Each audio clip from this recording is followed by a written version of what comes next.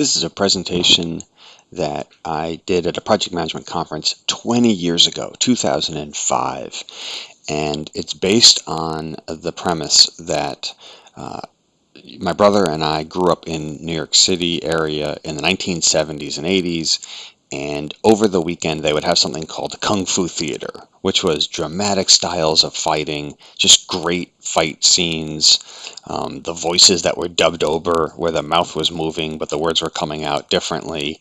And then for hours after watching these shows, my brother and I would recreate the scenes and fight each other downstairs for hours. And the whole model is that these movies are a lot like project management, and I'll explain how. That's why I called this the Project Management Kung Fu Theater. So I assume you're watching this because you've seen a classic movie and you know what I'm talking about. And the entire presentation is that project management resembles this and is a great metaphor for how we do our jobs. So think about it. First, we're going to talk about the different styles in project management, just like there's different styles in the Kung Fu movies. We'll discover some new techniques for being effective in our jobs, and maybe even think about a different way of our jobs and maybe not take ourselves so seriously. So if you've seen these movies, you know what some of the characteristics are of the Kung Fu movies. There's usually an epic story involved where you have to avenge their master or save someone, or somebody messed up their temple and they had to get revenge. It's just a classic epic story. They had superhuman moves where you could see the guy on the right, he's running across treetops. If you've seen Crouching Tiger, Hidden Dragon, the guy like runs across the tops of the trees. There's different techniques used. And my favorite, the words not matching the lips. So if you think about it, what's an epic story where somebody has to have superhuman moves and use different techniques to be effective, and maybe their words don't match their lips? Well, that is just like project management. So let's get into it. In the styles, if you've seen the movies, as they're fighting, they yell out different styles while they're fighting and maybe change up the styles a little bit. I never knew why they yelled it out, but it was always great that they would do that to let us know. And there's really 5 types of styles, in my opinion, in terms of project management. The first is the dragon style. The second is the snake. Then we get into the cat style, monkey, and ultimately the crane. And like in the movies, each one of these has unique uses, and you can switch them up, but shouldn't be used all the time for every case. And I'll talk about when to use each style. So when we get into the dragon style, these people are generally aggressive. Maybe they breathe fire. They're direct. And sometimes fear can be a motivator. And so, continuing with the Kung Fu metaphor, the dragon doesn't wait for the storm, they become the storm. Then we have the crane, and the crane has that long neck, right? So they stick out their neck, which means maybe they take risks more than others. They say that anything is possible. And in the part of the crane, they leap for the glory, not for the glory, but because they know it will land. Right, so they take their risks knowing that, having confidence in them. Then you get to the snake, and these people maybe are a little bit sneaky. They don't give out all the information, but they're good talkers, right? And so they don't announce their strike. It's already there when you notice. Fourth up is the monkey.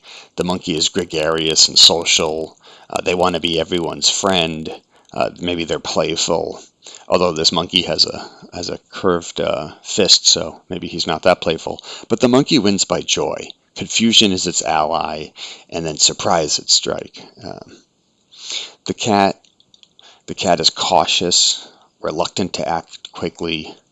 They like all the information before they make a decision, and so they move only when the path is certain. And so patience is their sharpest claw.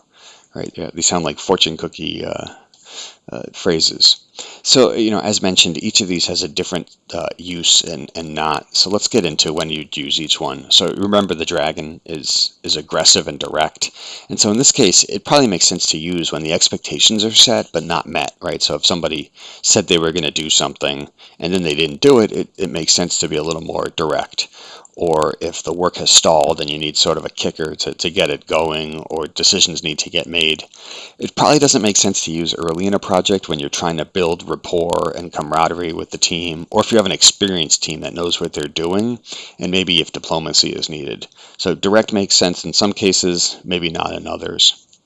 The crane, which was sticking out their neck and taking risks, makes sense in critical projects, maybe when creative projects, maybe when deadlines are not that critical or you have a short opportunity window and you have to take some risks, as opposed to when there's schedule constraints and you really got to sort of focus on getting things done, or there's big implications to taking that risk, and if the team lacks maturity to recover from the failed experiments.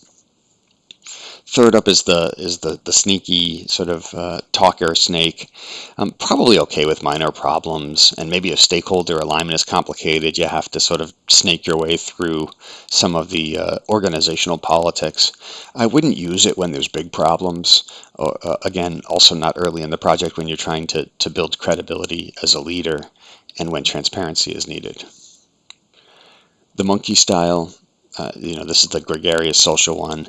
I think it's okay early in a project when you're trying to build the relationship. Again, I wouldn't be inappropriate, but I would be sort of, more focused on social and people side, probably as a stress reliever, or when you're in workshops and you're trying to, again, sort of build that camaraderie and go through ideas. I wouldn't use it when there's serious problems, right? Because then people will think you're maybe, dismissing their seriousness. And then when the team needs focus, or if there's really serious and decisions that need to get made, I mean, you want to stay serious at those times.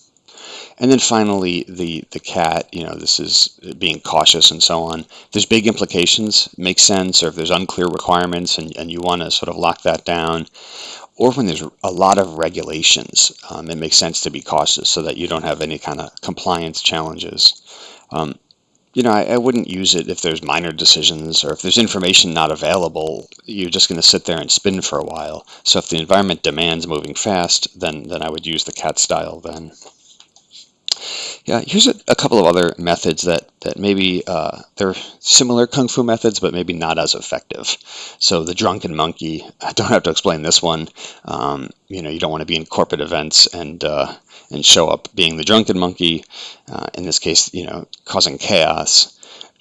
The second is the eagle claw. That's somebody who grips on tight and wants to control everything with their eagle claws. So they grip onto what others fail to hold, but probably not great when you're trying to build credibility with your team, trying to control everything.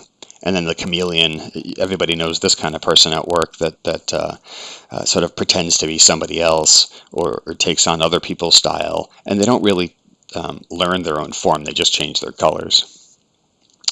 So then we've talked about the styles. You can't become a master without practice and discipline.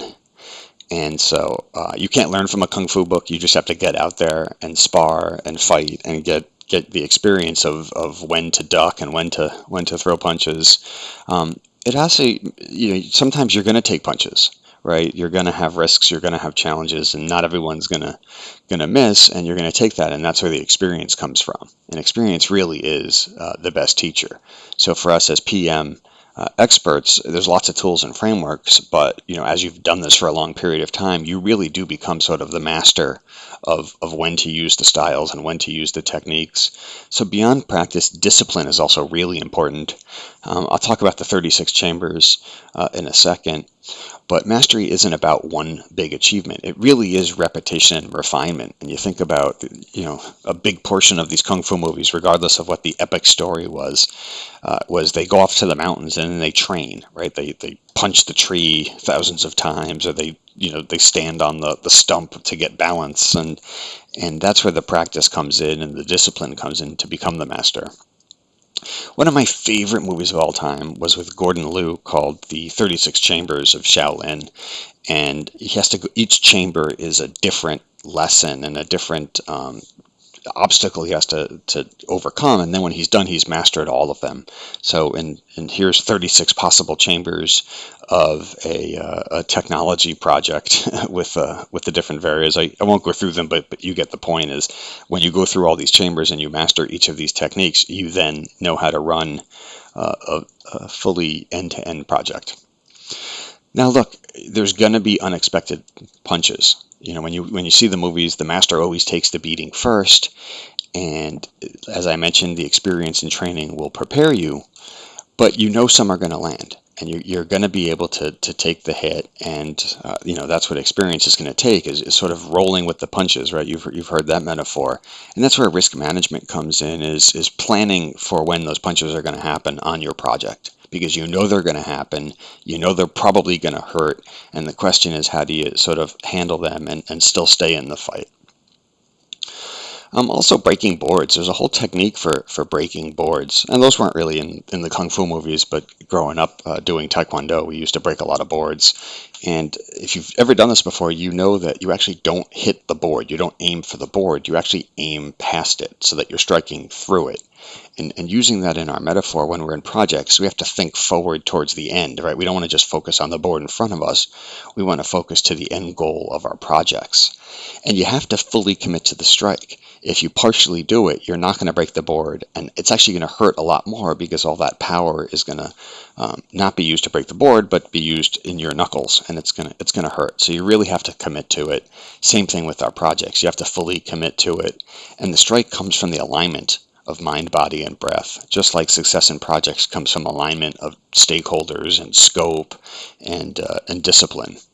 And so that's where focusing on the goals are important, right? You want to hit the board, but you also want to sort of look past it and make sure that you're thinking about the long term. Another one of my favorite movies was called The Five Deadly Venoms. It was just a classic movie where each of the guys, and you could see the video there, was a different venomous animal. And so I think there's five deadly venoms within project management as well. The first is not having sponsorship. So when the master abandons the dojo, chaos follows. If you're on a project without sponsorship, your probability of success is pretty low, because sponsors help guide decisions, they help clear roadblocks, and they sort of set direction. The second is not having diligence. So the warrior that neglects the daily form loses the fight before the first punch is thrown. And so this is people who don't maintain project plans or update risk logs, or because we're at the center of projects, it's so important that we stay diligent with making sure that all the parts and pieces of the project are moving and flowing, because if it's not us, I promise you it's not going to happen. The third is not taking ownership, right? People not owning their roles or taking them seriously, because the warrior who refuses to own their strike leaves the battle to fate.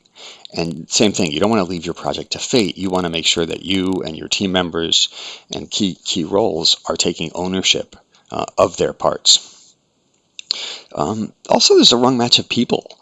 Sometimes, I'm a big believer in fit, and maybe, you have a black belt in the wrong style and they'll still lose the duel. So maybe they're a master of something, but they're just not in the right role. And as a resource manager, it's important to find people in the right roles. Because in some cases, a yellow belt or an orange belt in the right area will do better than a black belt that's misplaced.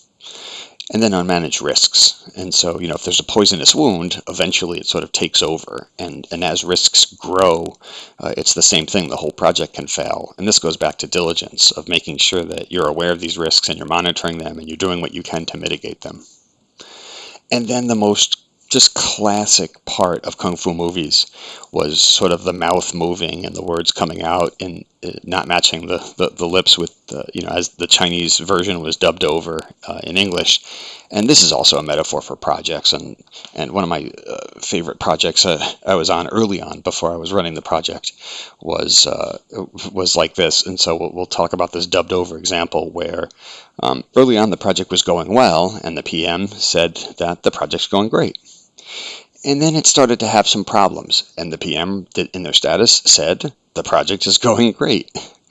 And then it sounded like the project was in trouble, and the PM said, well, the project's still going great, right? And so now we're at the part where we started bringing in religion, right? We pray that we can do it, and finally the PM says, hey, we have a plan. And so now we know the project will never work, and the dubbed over voice says, well, the project, maybe has some risks. And finally, the entire team is leaving and looking on LinkedIn for new jobs, and the PM says, well, we might have some showstoppers. So this is meant to be a little bit fun, but I think you've all seen examples where the actual truth maybe gets dubbed over in a voice that's not the same. So you get the metaphor. So look, here's how to summarize this presentation. we are superhuman warriors. There's no doubt about it. And there's different techniques, there's different tools in our toolbox that we have to use at the appropriate time. And that's where the experience comes in of knowing when to use those techniques. We need to continue to practice and have discipline so that we have the diligence and we bring the structure to our projects and we continue growing as professionals. And look, there's gonna be kicks and punches. We're gonna be kicked in the head, which, by the way, I was kicked in the head in a martial arts tournament once.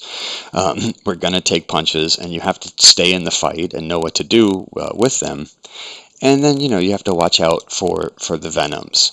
And so I think that's it. Look, I hope you enjoy this metaphor. I had a lot of fun making this presentation and sort of redoing this with the AI generated graphics, as this was a 20-year-old presentation, but it's still one of my favorites to give. So post some comments in there. Continue the metaphor. Give me other examples. Let me know, what you think. If there's other techniques and other, continue the metaphor. And please subscribe to my channel. Thanks for watching.